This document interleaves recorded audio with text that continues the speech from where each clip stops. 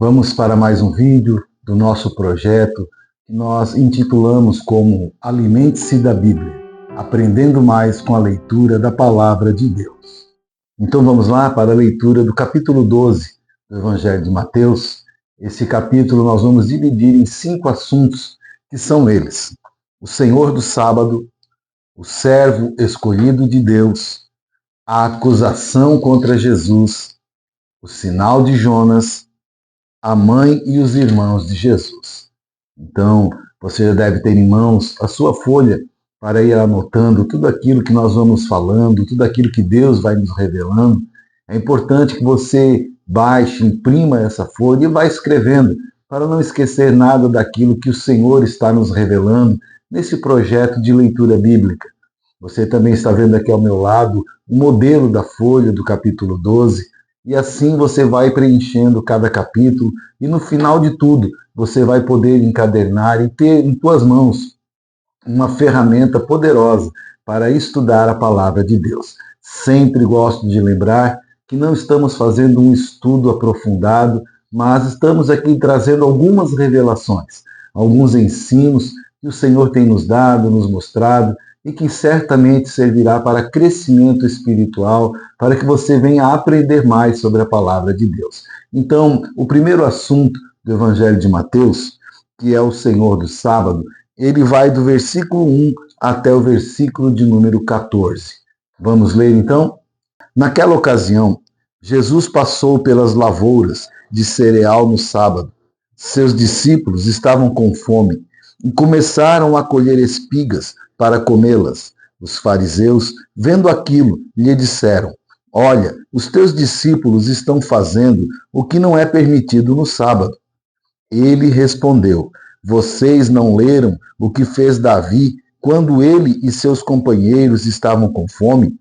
Ele entrou na casa de Deus e, junto com os seus companheiros, comeu os pães da presença, o que não lhes era permitido fazer, mas apenas aos sacerdotes. Ou vocês não leram na lei que no sábado os sacerdotes no templo profanam esse dia e, contudo, ficam sem culpa? Eu digo a vocês que aqui está o que é maior do que o templo. Se vocês soubessem o que significam essas palavras, desejo misericórdia, não sacrifícios, não teriam condenado inocentes, pois o Filho do Homem é o Senhor do sábado. Saindo daquele lugar, dirigiu-se à sinagoga deles, e estava ali um homem com uma das mãos atrofiada. Procurando um motivo para acusar Jesus, eles lhe perguntaram: É permitido curar no sábado? Ele lhes respondeu: Qual de vocês, se tiver uma ovelha e ela cair num buraco no sábado, não irá pegá-la e tirá-la de lá? Quanto mais vale um homem do que uma ovelha? Portanto, é permitido fazer o bem no sábado. Então ele disse ao homem: Estenda a mão. Ele a estendeu e ela foi restaurada, e ficou boa, como a outra. Então os fariseus saíram e começaram a conspirar sobre como poderiam matar Jesus.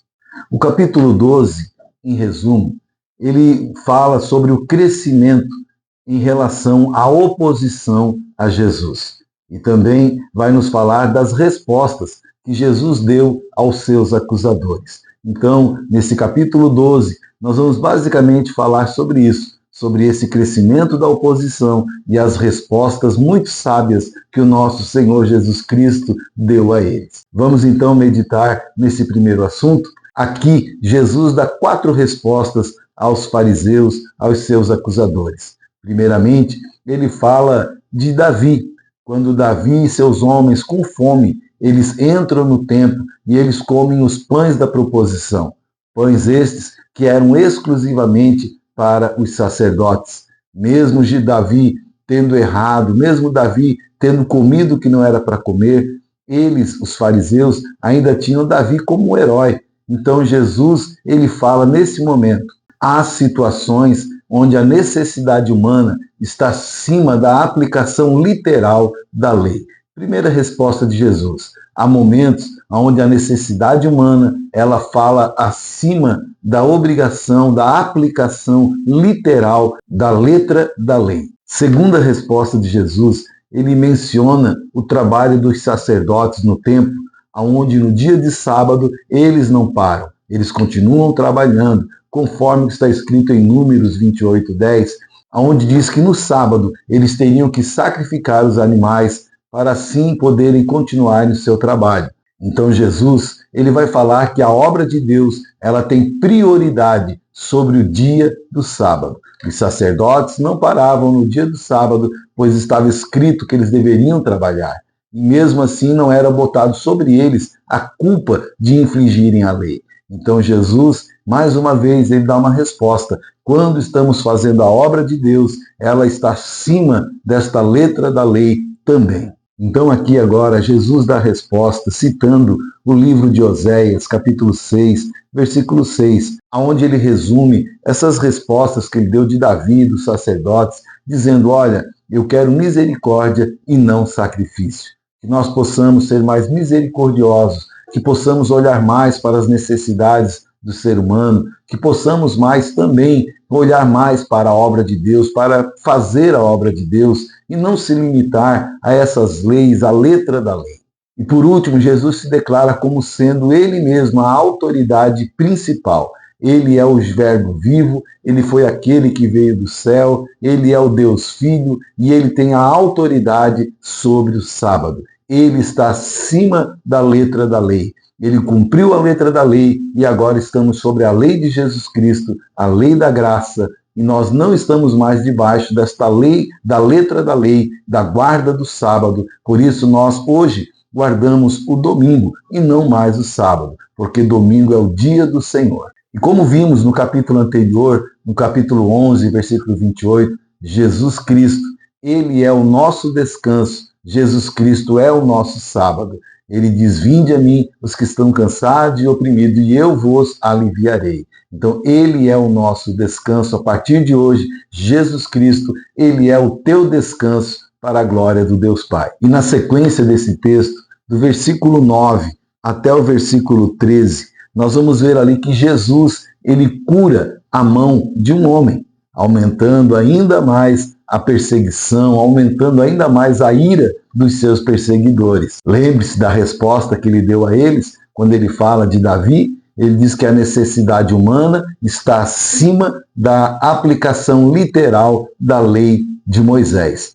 Então ali Jesus ele vê a importância de estar curando aquele homem que já sofria há um bom tempo com aquela mão atrofiada. Entenda uma coisa, se a obediência à lei impede o amor de Deus de ser exercido, então nós temos que rever a aplicação desta lei, porque a lei não pode impedir o amor de Deus de ser aplicado na vida do ser humano. Por isso, vamos colocar em prática o amor de Deus na nossa vida e muitas vezes, queridos, não observar a letra da lei ao pé da letra. Nós devemos sim priorizar o amor de Deus, a obra de Deus, a compaixão de Deus, a misericórdia de Deus, acima de tudo e acima de qualquer outra obrigação. Porque Jesus resumiu os mandamentos em dois: amar a Deus acima de todas as coisas e amar ao próximo como a ti mesmo. Então, a observância da lei não pode impedir o amor de Deus de se manifestar através da minha e da sua vida. O próximo assunto que nós vamos falar é o servo escolhido de Deus, que está do versículo de número 15 até o versículo 21. Vamos à leitura? Sabendo disso, Jesus retirou-se daquele lugar. Muitos o seguiram, e ele curou todos os doentes que havia entre eles, advertindo-os que não dissessem quem ele era. Isso aconteceu para se cumprir o que fora dito por meio do profeta Isaías. Eis o meu servo a quem escolhi, o meu amado, em quem tenho prazer. Porei sobre ele o meu espírito, e ele anunciará justiça às nações. Não discutirá, nem gritarás, ninguém ouvirá a sua voz nas ruas. Não quebrará o caniço rachado, não apagará o pavio fumegante, até que leve a vitória à justiça. Em seu nome, as nações porão sua esperança. Aqui nesses versículos, Jesus nos dá mais uma vez um grande exemplo. Mesmo diante de tanta acusação, mesmo diante dos seus perseguidores, ele ainda continua fazendo bem, ele ainda continua ministrando a sua palavra, curando os enfermos, libertando os cativos. E isso, queridos, nos dá um exemplo. Mesmo diante das nossas perseguições, mesmo diante dos acusadores, nós não podemos perder a nossa essência, a essência de um filho de Deus, a essência de um seguidor de Jesus Cristo. Mesmo diante de tantas adversidades, temos que continuar exalando o bom perfume de Cristo por onde nós formos, diante das pessoas, diante dos nossos acusadores. Nunca perca a sua imagem, nunca perca o seu chamado, nunca perca a sua fé, nunca perca o perfume de Cristo na sua vida. E é claro que isso aumentou ainda mais a ira e a raiva dos perseguidores de Jesus Cristo. Próximo assunto vai falar sobre a acusação contra Jesus, que está do versículo de número 22 até o versículo 37. Vamos ler também? Depois disso, levaram-lhe um endemoniado, que era cego e mudo, e Jesus o curou, de modo que ele pôde falar e ver. Todo o povo ficou atônito e disse: não será este o filho de Davi? Mas quando os fariseus ouviram isso, disseram: é somente por Belzebu, o príncipe dos demônios, que ele expulsa demônios. Jesus, conhecendo os seus pensamentos, disse-lhes: todo reino dividido contra si mesmo será arruinado, e toda cidade ou casa dividida contra si mesma não subsistirá. Se Satanás expulsa Satanás, está dividido contra si mesmo. Como então subsistirá o seu reino? E se eu expulso demônios por Belzebu, por quem os expulsam os filhos de vocês? Por isso, eles mesmos serão juízes sobre vocês. Mas se é pelo Espírito de Deus que eu expulso demônios, então chegou a vocês o reino de Deus. Ou como alguém pode entrar na casa do homem forte e levar dali seus bens, sem antes amarrá-lo? Só então poderá roubar a casa dele. Aquele que não está comigo está contra mim, e aquele que comigo não ajunta, espalha. Por esse motivo eu digo a vocês: todo pecado e blasfêmia serão perdoados aos homens, mas a blasfêmia contra o Espírito não será perdoada. Todo aquele que disser uma palavra contra o Filho do Homem será perdoado, mas quem falar contra o Espírito Santo não será perdoado, nem nesta era e nem na que há de vir. Considerem: uma árvore boa dá fruto bom, e uma árvore ruim dá fruto ruim, pois uma árvore é conhecida por seu fruto. Raça de víboras, como podem vocês, que são maus, dizer coisas boas? Pois a boca fala do que está cheio o coração. O homem bom do seu bom tesouro tira coisas boas, e o homem mau do seu mau tesouro tira coisas más. Mas eu digo que no dia do juízo os homens haverão de dar conta de toda palavra inútil que tiverem falado. Pois por suas palavras vocês serão absolvidos e por suas palavras serão condenados. Vemos aqui mais acusações contra Jesus. Lembra que esse capítulo ele vai falar de várias acusações, onde os fariseus vão começando a criar uma ira contra Jesus, planejando já a sua morte, como iriam detê-lo, porque Jesus realmente ele batia de frente com os fariseus, batia de frente contra a religiosidade, e isso, claro, aumentou a ira, e aqui, mais uma vez, é levantada esta oposição contra Jesus. Os fariseus, eles acusam Jesus de expulsar demônio em nome de Belzebu. E isso era uma armadilha, dizendo que Jesus expulsava demônios via bruxaria, ou por meio de bruxaria. Em Êxodo 22:18, fala que a bruxaria deveria ter como punição a morte. Ou seja, os fariseus procuravam de todos os jeitos acusar Jesus para que ele pudesse ser morto e assim terminar o problema deles. Mas Jesus diz a eles que ele agia não pelo demônio, mas ele agia por intermédio do Espírito. E Jesus anuncia-lhes algo grandioso, dizendo: se eu faço essas obras em nome do Espírito, é chegado a vocês o reino de Deus. Ou seja, eu trago a vocês uma esperança, eu trago a vocês um novo reino, uma nova maneira de viver. E em sequência, no verso 31 e 32, Jesus ele vai falar um assunto muito importante. Ele fala sobre o pecado contra o Espírito Santo. Nós vamos dar uma resumida nesse assunto, porque é um assunto muito complexo, né? Esse pecado contra o Espírito Santo, mas basicamente esse pecado ele é uma rejeição deliberada contra a obra do Espírito Santo. Ou seja, é atribuir a demônios, é atribuir a outras coisas a obra do Espírito Santo na vida de alguém ou por intermédio de alguém. Então, todas as vezes que o Espírito Santo usa alguém ou faz alguma obra e nós deliberadamente, insistentemente, nós damos essa obra a outra pessoa, né, que não seja o Espírito Santo, né, dizemos que é obra do homem, é obra do inimigo, mas muitas vezes a obra é do Espírito. E se assim fizermos, nós estamos blasfemando contra o Espírito Santo. Basicamente, esse pecado é isso. É nós tirarmos a autoria do Espírito Santo e colocar essa autoria a demônios, a espíritos imundos, ao próprio homem, e nós isolarmos a ação do Espírito.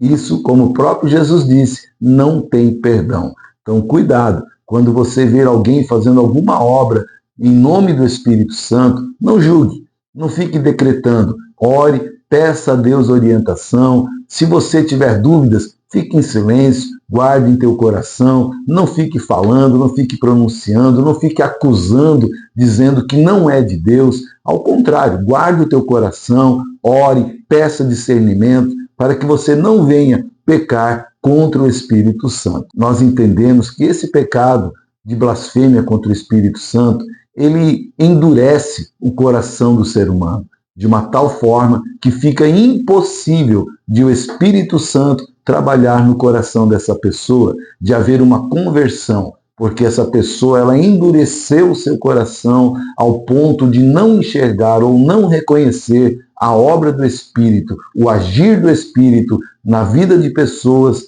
ou através de milagres e maravilhas. E no verso 33 ao verso 37, Jesus ainda continua dando essa explicação, dizendo que devemos cuidar com a dureza do nosso coração. Uma vez que o nosso coração endurece, queridos, a nossa boca ela vai falar daquilo que o coração está cheio. Então, se você está com o coração endurecido, suas palavras são duras, suas palavras são pesadas, suas palavras são de afrontas ao Espírito Santo. Então, cuidado, porque nós lemos aqui no final do versículo que, por causa das nossas palavras, nós seremos julgados e seremos absolvidos ou seremos condenados. Então, todas as vezes que nós blasfemarmos contra o Espírito, isso vai trazer em nós uma dureza de coração, e a dureza de coração vai refletir nas palavras que saem da nossa boca. E é por essas palavras que nós seremos julgados lá no final e seremos absolvidos ou condenados. Então Jesus ele vai explicando àquelas pessoas sobre as acusações que lhe fizeram, e ele vai dando a eles uma resposta com sabedoria, dizendo: não endureçais os vossos corações, para que as vossas palavras não sejam duras e vocês não sejam condenados no final da jornada. O próximo assunto é o sinal de Jonas, que está do versículo 38 ao versículo de número 45, que vai dizer assim: então, alguns dos fariseus e mestres da lei lhe disseram: Mestre, queremos ver um sinal miraculoso feito por ti. E ele respondeu: uma geração perversa e adúltera pede um sinal milagroso, mas nenhum sinal será dado, exceto o sinal do profeta Jonas. Pois, assim como Jonas esteve 3 dias e 3 noites no ventre de um grande peixe, assim o Filho do Homem ficará 3 dias e 3 noites no coração da terra. Os homens de Nínive se levantarão no juízo com esta geração e a condenarão, pois eles se arrependeram com a pregação de Jonas, e agora está aqui o que é maior do que Jonas. A rainha do sul se levantará no juízo com esta geração e a condenará, pois ela veio dos confins da terra para ouvir a sabedoria de Salomão, e agora está aqui o que é maior do que Salomão. Quando um espírito imundo sai de um homem, passa por lugares áridos, procurando descanso. Como não o encontra, diz: voltarei para a casa de onde saí. Chegando, encontra a casa desocupada, varrida e em ordem. Então vai e traz consigo outros 7 espíritos piores do que ele, e entrando, passam a viver ali. E o estado final daquele homem torna-se pior do que o primeiro. Assim acontecerá a esta geração perversa. Aqui, os acusadores, eles pedem a Jesus um sinal. Mas Jesus, conhecendo o coração, Jesus sabendo da dureza do coração, Jesus sabe que nenhum sinal mudaria o seu conceito. Nenhum sinal poderia amolecer o coração deles. Então Jesus declara: o único sinal que vocês terão será o do profeta Jonas, aonde Jesus se refere à sua morte e ressurreição. Então, queridos, que nós possamos crer em Jesus Cristo e não ter o coração endurecido, porque sinais são impedidos quando Jesus vê o coração endurecido de uma pessoa. E nós queremos ter um coração que consiga ser amoldado por ele, para que possamos sim ver sinais e maravilhas e glorificarmos o Deus que está no céu. Do verso 43 ao versículo 45, Jesus ele nos mostra aqui uma realidade espiritual que nós não enxergamos, mas nem por isso ela não é real. Ela é real, ela acontece todos os dias e nós temos que estar atentos a ela. Aonde Jesus diz que quando um espírito ele sai de um corpo, ele sai de uma pessoa através de uma oração de libertação, através de uma pessoa entregar a vida para Cristo, aquele espírito sai, ele anda pelo mundo inteiro procurando alguém que ele possa habitar. A Bíblia diz que ele não encontra, porque todos já estão cheios. Então ele pensa consigo mesmo: voltarei para a casa de onde eu saí. E quando ele retorna, ele encontra essa casa vazia e limpa, em ordem. E ele entra nessa casa novamente. E a Bíblia diz que ele não vem sozinho, ele vem com mais 7 espíritos piores do que ele. Então, queridos, se nós pudéssemos olhar o mundo espiritual, nós veríamos que existem espíritos malignos esperando vaga para entrar dentro de um corpo. Então, se você já foi liberto por Cristo, preencha-se com Cristo, preencha-se com o Espírito Santo, deixe a casa cheia do Espírito Santo, para que quando esse espírito querer voltar, ele possa encontrar não a casa vazia, mas a casa cheia do Espírito Santo. Aí ele não poderá entrar e será mais um espírito desalojado, será mais um espírito vagando aí por esse mundo, mas não na nossa vida. Eles não vão entrar porque nós estamos cheios do Espírito Santo. Jesus alerta para a importância de sempre nos preenchermos, de sempre estarmos cheios do Espírito Santo, para não deixar esses espíritos voltarem e destruírem a grande obra que ele começou a fazer na nossa vida. E o último assunto do capítulo 12 é a mãe e os irmãos de Jesus, que está do versículo 46 ao versículo de número 50. Vamos ler? Falava ainda Jesus à multidão, quando sua mãe e seus irmãos chegaram do lado de fora, querendo falar com ele. Alguém lhe disse: tua mãe e teus irmãos estão lá fora e querem falar contigo. Quem é minha mãe e quem são meus irmãos? Perguntou ele. E estendendo a mão para os discípulos, disse: aqui estão minha mãe e meus irmãos. pois quem faz a vontade de meu Pai, que está nos céus, este é meu irmão, minha irmã e minha mãe. Jesus aqui, ele fala sobre a verdadeira família. E a verdadeira família é aquela que faz a vontade do Pai, é aquela que está de acordo com a vontade de Deus. É claro que Jesus não estava aqui menosprezando sua mãe, seus irmãos de sangue, mas ele estava dizendo que a nossa prioridade, os nossos verdadeiros irmãos, são todos aqueles que estão vivendo na mesma fé, que vivem na obediência à palavra de Deus. Porque em Cristo nós somos todos irmãos pela fé. Ele é o nosso irmão primogênito, Deus é o nosso Pai, porque como diz lá no Evangelho de João, capítulo 1, versículo 12, diz que todos quantos receberam Jesus Cristo, deu-lhes o poder de serem feitos filhos e filhas de Deus. Então Jesus, ele não menospreza a sua mãe de sangue, nem seus irmãos, mas ele mostra aqui uma realidade, que os verdadeiros irmãos, os que virão para a eternidade, os que não acabarão aqui nessa terra,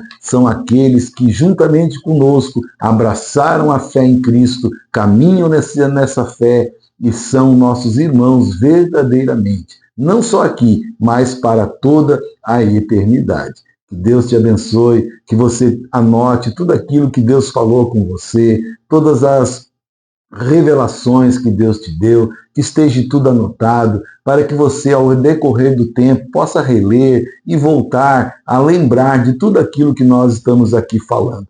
Assim, nós terminamos o capítulo de número 12 do Evangelho de Mateus. Continuaremos no próximo vídeo o capítulo de número 13. Até lá, então, que Deus te abençoe, em nome de Jesus.